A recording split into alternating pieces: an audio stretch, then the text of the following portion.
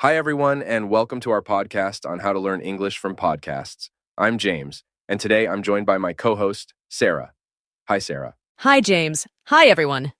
I'm excited to be here today. So, today we're going to talk about how you can improve your English by listening to podcasts. Podcasts are a great way to learn because you can listen to them anywhere and anytime. Plus, they're usually really interesting. Absolutely. And there are so many different types of podcasts out there. You can find ones about sports, news, comedy, and even ones specifically designed to help you learn English. Exactly. So, let's get started. One of the first things you need to do is find a podcast that you enjoy. It's important to choose something that interests you because if you like the topic, you'll be more motivated to listen.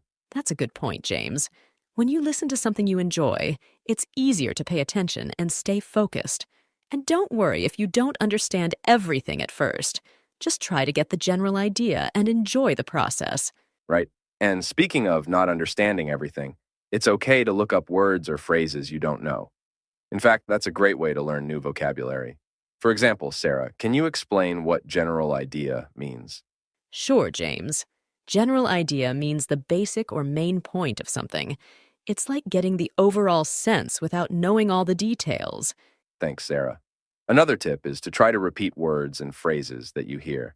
This can help you with pronunciation and remembering new vocabulary. Yes, repetition is key.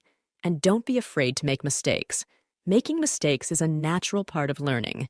Absolutely. Let's talk about idioms. Idioms are expressions that don't literally mean what the words say.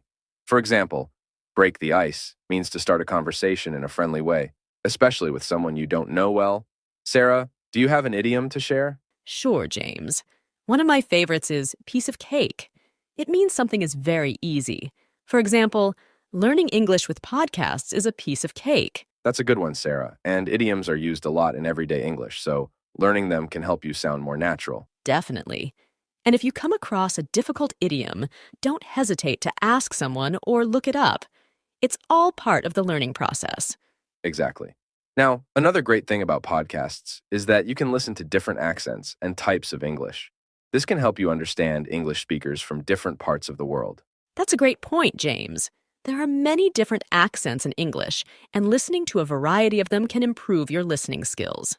Yes, and speaking of accents, it's important to not get discouraged if you don't understand everything at first. Just keep practicing, and you'll improve over time. Right. And another tip is to use transcripts if they're available. Reading along while you listen can help you understand better and learn new words. Good idea, Sarah.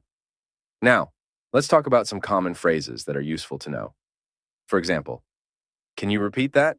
Is a polite way to ask someone to say something again if you didn't hear or understand it. That's a very useful phrase, James. Another one is, what does that mean? Which you can use to ask about the meaning of a word or phrase. Yes, both are very helpful. And don't forget to practice speaking as much as you can. Even if you're just talking to yourself, it's good practice. Definitely. And try to think in English as much as possible. It can be hard at first, but it really helps with fluency. Great tips, Sarah. Now let's review some of the vocabulary and idioms we've talked about today. I'll ask you some questions and you can answer them, okay? Sure, let's do it. What does general idea mean? It means the basic or main point of something without all the details. Good. What does the idiom break the ice mean? It means to start a conversation in a friendly way, especially with someone you don't know well. Excellent. And what about piece of cake? It means something is very easy. Great job, Sarah. Now, at the end of our podcast, can you tell us which two tenses we use the most today and their simple usages? Sure, James. We used the present simple tense a lot, which is used to talk about habits, general truths, and routines.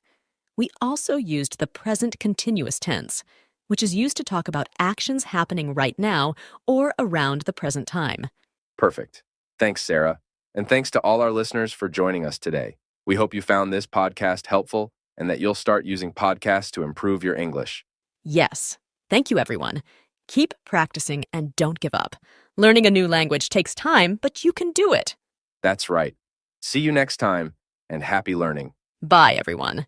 Don't forget to subscribe to our channel for more interesting conversations. All the new words we learned today can be found in the description box on YouTube. Make sure to check it out and catch us every Tuesday and Friday at 7 p.m. Egyptian time.